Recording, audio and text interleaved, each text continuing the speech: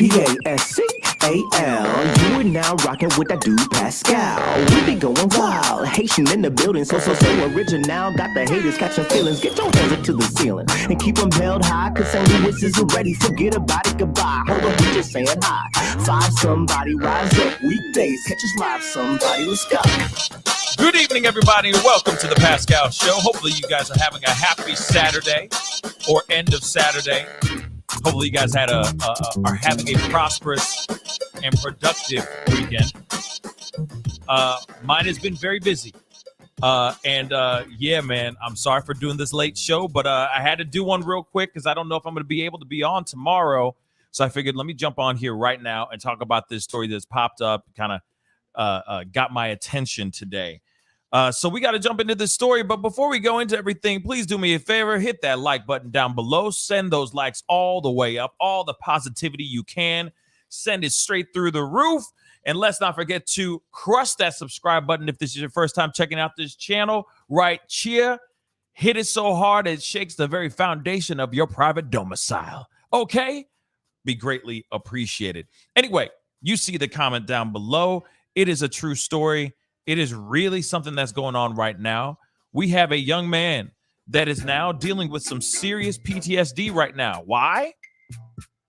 Because he was delivering packages and was cornered by a father and son duo, two white men who happen to be father and son, chased him down and wanted to shoot up the club.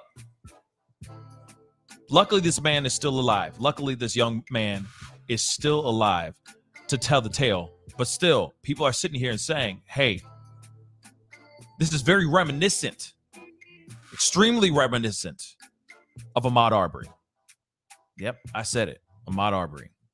We got some clips, we got some news, articles and stuff that we're going to be looking through. So we got to jump into this. But like I said, hit that like button down below.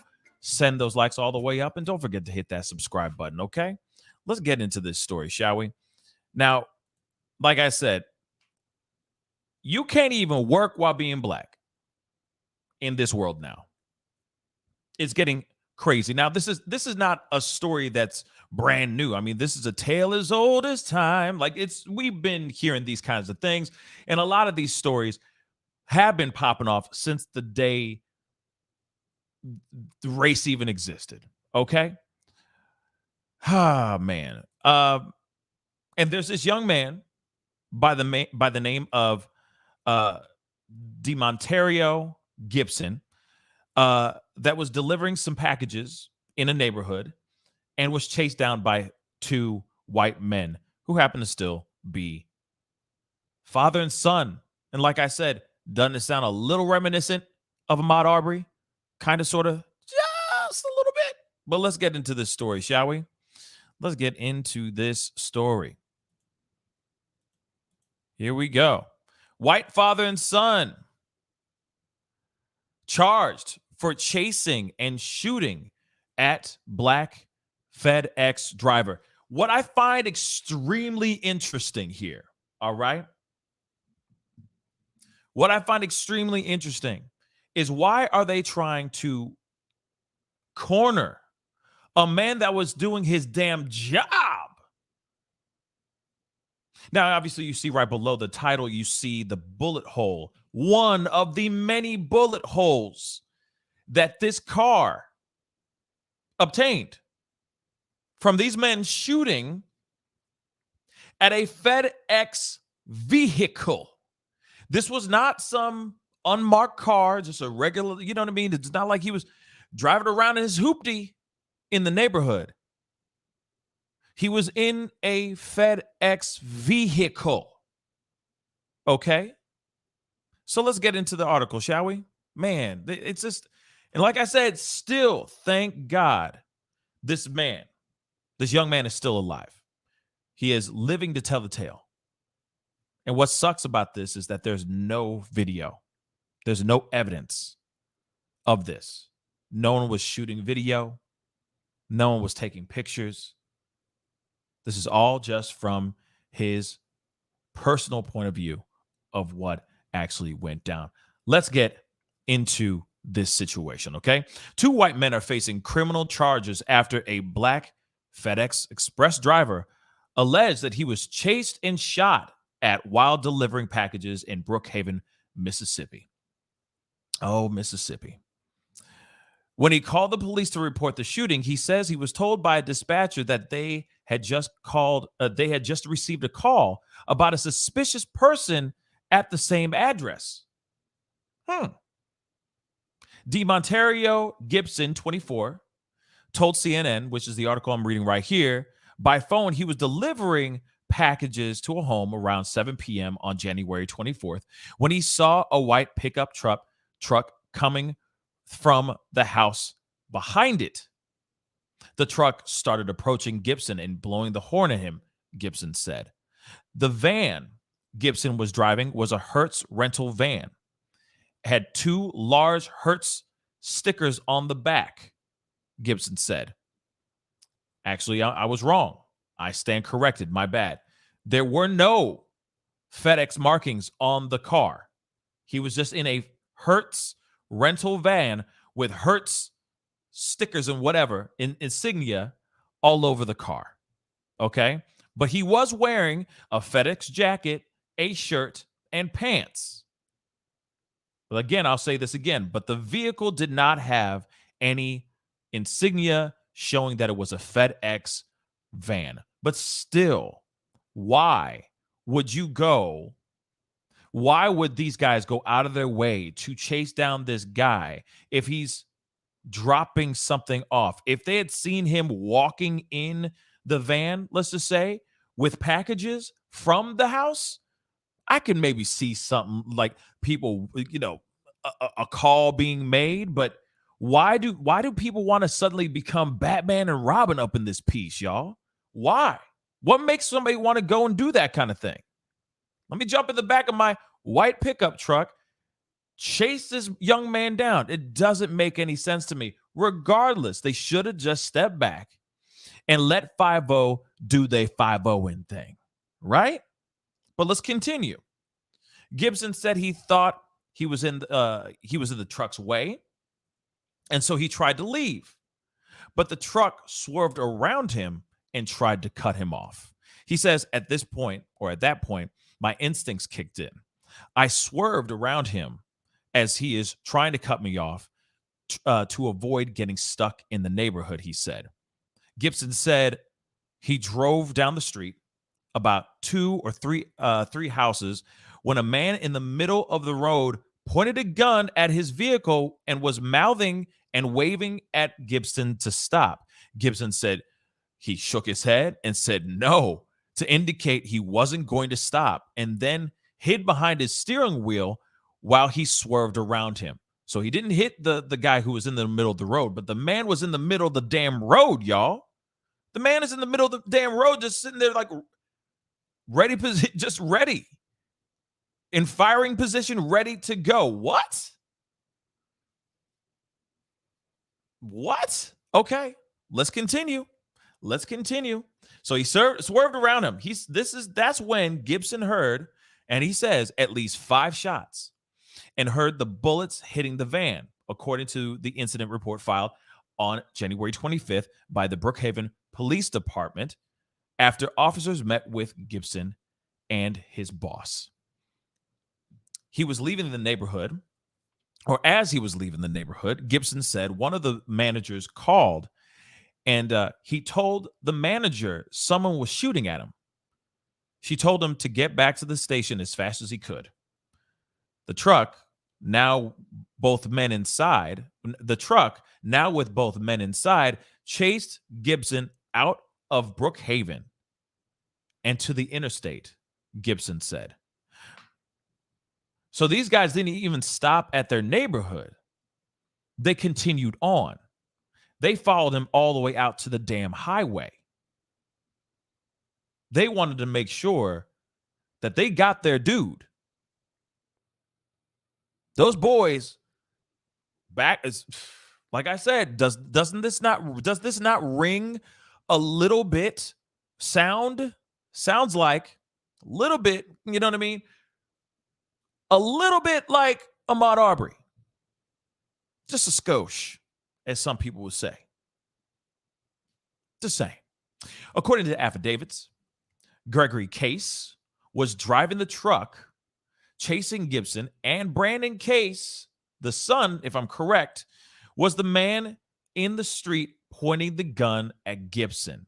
Brookhaven Police Chief Kenneth Collins confirmed to CNN that Gregory is Brandon's father. So the father was in the ride. Brandon ran out into the middle of the street trying to stop this young man who was doing his damn job. Tried to stop him with bullets, tried to kill this man. Tries to kill this man.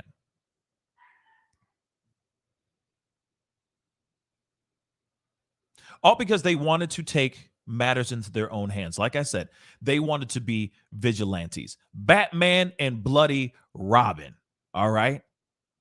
And instead of them just saying, hey, there was a 911 call here, and just letting 5-0 show up and do their damn job, they wanted to be Judge Dredd up in this biznai.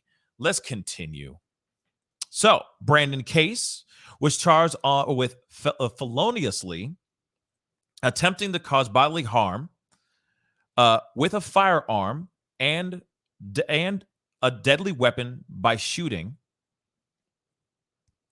And a deadly weapon by shooting at an occupied vehicle with Gibson inside, according to the affidavit provided by CNN from the Brookhaven Municipal Court. Gregory Case was charged with unlawfully and feloniously, conspiring with Brandon Case to commit aggravated assault by attempting to cause bodily injury to Gibson. That's what the affidavit said, and was signed on February 1st. This is what it says in that as well. So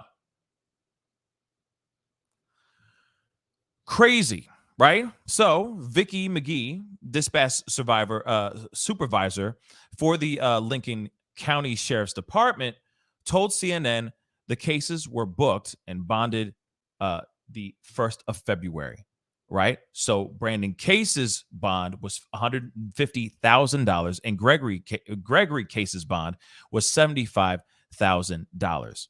All right. In a statement to CNN, Moore said he thinks Gibson was targeted by the cases, both white men, because he is African American. He was simply doing his job, a FedEx driver in full uniform when he was chased and assaulted by gunfire.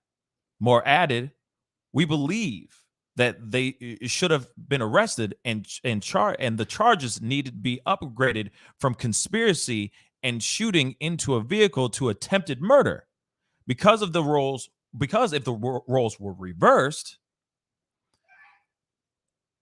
Because if the roles were reversed and he had done this to them, he would have immediately been arrested for attempted murder and gone to jail the same night. He wouldn't have been allowed to wait a week to turn himself in. Now, this is what's crazy, okay? You got these two fellas, because this incident happened January 24th. February 1st, they were basically arraigned. February 1st. They basically turned themselves in 8 days after the incident. 7-8 days after the incident. What makes you go, huh? If the situation was turned around, what do you think would happen? That man would have been arrested. If it was Gibson shooting around and doing all this crazy stuff, that young man would be arrested with the quickness. Man, shoot, he might have been killed. You never know. But these two men, just like the Ahmaud Arbery case, except theirs was a lot longer. And also, by the way, that young man, Ahmaud Arbery, is dead. Those men killed Ahmaud Arbery. Obviously, as we already know, they went to court. They were found guilty. They are going to spend the rest of their natural lives inside a prison cell. And yes, justice is served on that situation. But those guys took months to turn themselves in. They had the ability to walk around, breathe in that freedom air, and then they finally were able to turn themselves in. Now, this is the same situation. This is a young man doing his job, whether he was doing suspicious activity or not. These men decided to take law into their own hands, try to track this guy down, shoot at this young man. And then when there is charges filed, it takes them days for them to get arrested, for them to turn themselves in. The freedom in which they're able to do that is beyond me. Beyond me. It doesn't make any sense to me at all. Let's continue here. These are the two men, by the way. This is Gregory, all right, and Brandon Case, both of them who jumped into their car, and he went on, and Brandon went on foot to chase and try to corner this young man to basically do their own version of a lynching, a modern day lynching. But they wanted to have an excuse. And now, instead of this young man being out there doing his job, he became prey. That's basically it. This turned into a bloody game, pretty much. But let's continue. Obviously, they reached out to the attorneys for of the cases, but have not heard anything back yet. Of course, he says at some point the dispatcher cut him off and asked whether he had been at a certain address, and Gibson said he had. The dispatcher told Gibson they had just received a report of a suspicious person at the address. Gibson said he told the dispatch he wasn't a suspicious person. He was a FedEx worker, and he was just doing his damn job. Yes, I put in damn. I put it in for himself, or him too. All right? I was just doing my damn job, man. That's it. After talking to the dispatch, Gibson returned to the FedEx station, and he and his manager found bullet holes in the van and packages. He filed a report with FedEx that night. The next morning, Gibson went with a manager to Brookhaven police station, where he said police weren't taking him seriously. We hear this kind of story a lot, right? The saga does continue, and it's like a broken record. We hear this kind of thing. Gibson said one of the officers incorrectly repeated his statement back to him 3 or 4 times before finally getting it right.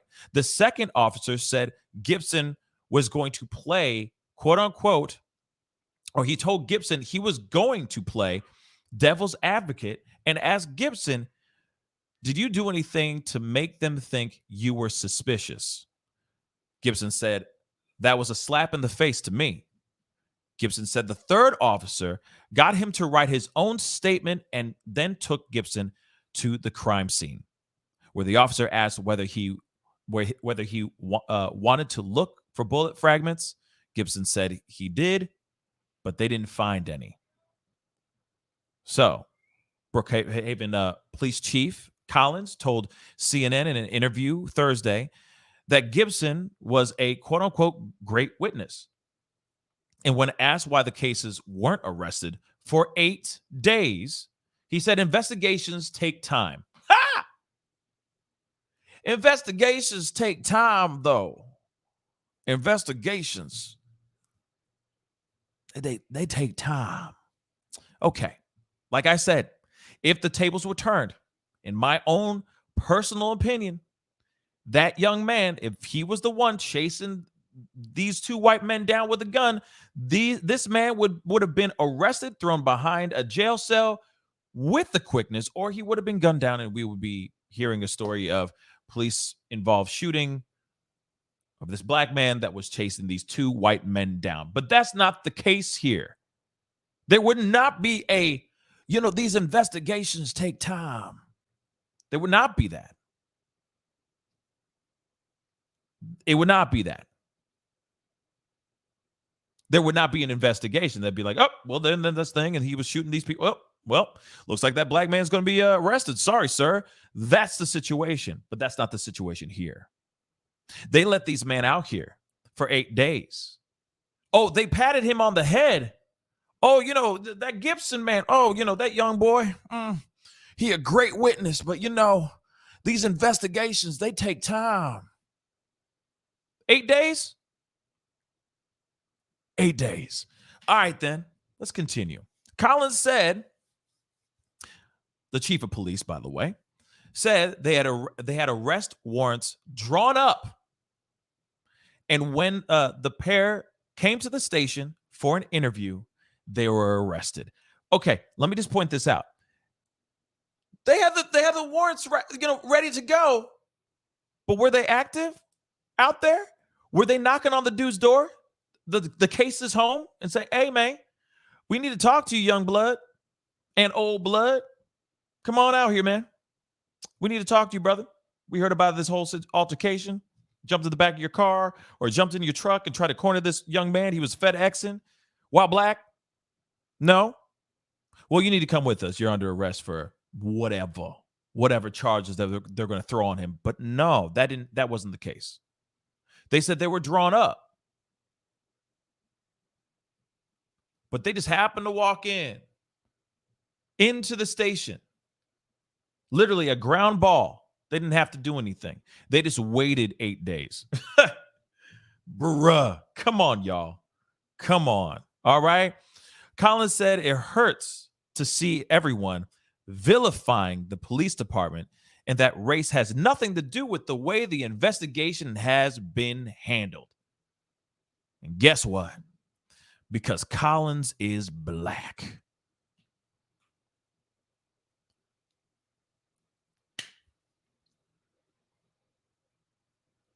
Okay. He's a great witness, though. And these investigations, they take time. Yeah. And, he can't be against this dude. No. It's not about race because he's black as well. Last I checked, I see there's a lot of cops out here that they only see blue. It's not a race. They only see when it comes to their boys, their men and women in blue, they only see blue. You a cop? All right, brother. All right, sister. You know what I mean? No disrespect to any cop out here. Like I said a million times before, there are plenty of really, really amazing cops out here. There really is. But the fact that you even have to tap on this and say this, the fact that you have to say it has nothing to do with race, it does. As soon as you say that, it does. It absolutely does. Just saying. I got a couple super chats. Let me grab this and I'll continue with our story. Shiny 311. Thank you so much for the $7 super chat. Glad to see you on late. As a fellow non-black man, it's frustrating to keep seeing these things happen. I appreciate the $7 super chat. And yes, it doesn't matter what race you are. If you start hearing all these stories over and over and over again, at some point you're like, damn, can't people just live their lives without people running around and trying to do their own Judge Dredd, where they're the judge, the jury, and the executioner up in this bitch. Real talk. This stuff gets really, really frustrating. And some people deserve to live their life without wondering if they're going to be hurt, shot, or killed right when they walk out their front door. But unfortunately, this is the world that we live in. And this is the reality that we live in for sure. All right. Moore said he has spoken with the district attorney, D. Bates, who said that once he gets the case once he gets the case from the Brookhaven Police Department, he will present it to the next grand jury that convenes in April. Now, this could go through, it must go through the grand jury, Bates told CNN in a statement. The grand jury has the ability to change whatever they find probable cause existing. So just because there is a charge of aggravated assault, the grand jury is not limited to that. So they could upgrade the charge if they wanted to. Okay. Now, I want to check this out. We got a little bit of a video here. Shows us a little bit more of what's going on. A Black FedEx driver who was shot at while on the job by two white men, demanding serious charges be filed against his accused shooters. The attorneys for 24-year-old monterrio Gibson say the suspects, Gregory and Brandon Case, shot at Gibson Friday night while Gibson was in uniform in Brookhaven. Gibson says shots were fired into his FedEx vehicle, damaging packages. Gregory and Brandon were arrested in connection to the incident and released on bond Tuesday. Gibson says since the incident, he's been having PTSD. I have been having a lot of anxiety and trauma. I have slight panic attacks and things of that nature. I'm currently getting into therapy to try to handle. Now, Gibson's attorneys are comparing this incident to the Ahmaud Arbery case. Arbery, a 25-year-old black man, was gunned down by three white men in a Georgia subdivision back in 2020. The men have since been convicted and are now on trial for federal hate crimes charges. What is very frustrating to me about this whole situation here is that, one, okay, I get it. He was not in a FedEx marked van. He was in a Hertz van. Now, I don't know why he was in a Hertz van, but at the same time, the Hertz van had Hertz all over it, okay? The Hertz insignia all over it. He was also head to toe in FedEx clothing. If there was any wrongdoing or any monkey business going on where he was acting weird or doing anything weird, then I feel like, then yes, I get that. But if he's going and dropping a package off, how is that suspicious activity? That's the part I want to know. How can you get arrested for dropping something off, right? Why would you go and get shot at for delivering a package? How is that breaking the law if you are doing that as a job? This is the problem of being black and trying to do your job. Welcome to the world of working while being black. Straight up, working while being black. This 24-year-old man was doing his job. He was minding his own damn business, and this is the type of response that he got. Then when he went to go and try to talk to police, the powers that be, to help him with this situation, he had to go to 3 different cops. The first 2 were messing it all up, not giving a damn. One of them was constantly repeating the story, but not even getting the facts straight, altering facts when he was repeating the thing to Gibson. Then the second one wasn't any better. He finally went to a 3rd cop, and the 3rd cop was like, all right, I'll come with you. Let's go back to the scene of the crime, and let's relive. Let's work this out, and we can find this stuff. Let's find the bullet fragments. Let's find out where all this stuff is to make sure that everything backs what you are saying. Now, from what it sounds like those men, the cases, went out of their way to cover their tracks. Said there were no bullet fragments. There was nothing to be found. So bullet shells, anything like that, casings and the sort, none were to be found. Then when the chief of police tries to explain this to people, he says, oh, no. Investigations take time, and we're looking into this whole situation. No, we're gonna get down to the bottom of it. But they didn't, because what happens? The 2 men, the cases, come in for an interview to hear their side of the story, and then they were arrested 8 days later.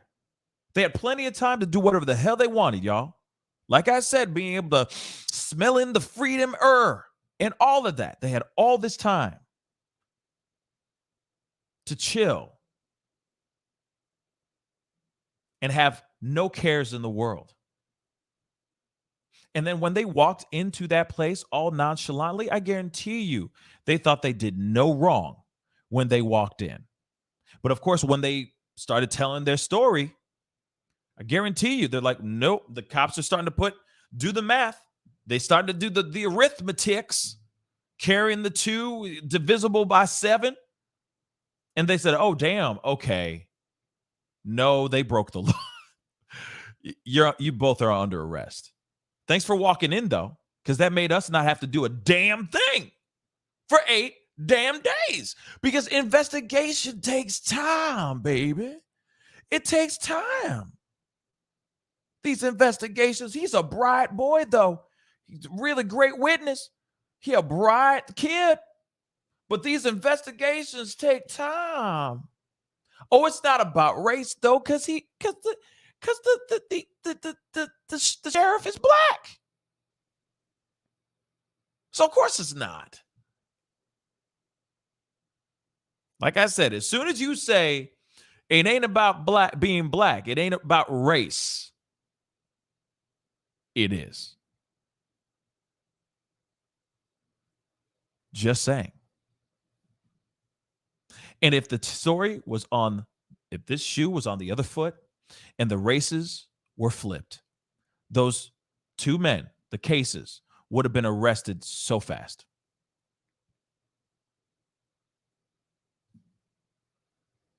They wouldn't even know what to do with themselves. Straight up. Their front doors would have been kicked in whilst they're like knee deep, in a bowl of frosted, I don't know, Fruity Pebbles or something like that, wearing a tank top and boxers, watching the Wheel of Fortune. Real talk. Unbeknownst to them, boom, a no-knock warrant situation. Haha. Seriously. With the quickness, those guys would have been arrested. But why 8 days? It's the same thing with the 3 that chased down Ahmaud Arbery. They had months to do whatever the hell they wanted because they were able to finesse and work through the cracks legally. They had people, higher ups that they knew that were able to hide things and push things aside. That's why they were able to have so much time out here.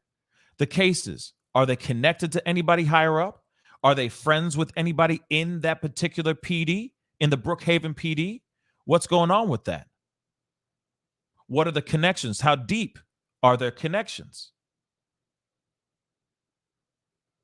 This is a young man that was working while black. One great thing about this story, and the only one great part about this story is this. Monterrio Gibson is still alive. His legacy can still continue on. His future can still go on. He's not just a hashtag with RIP at the end of it. This young man is still alive. And thank God for that.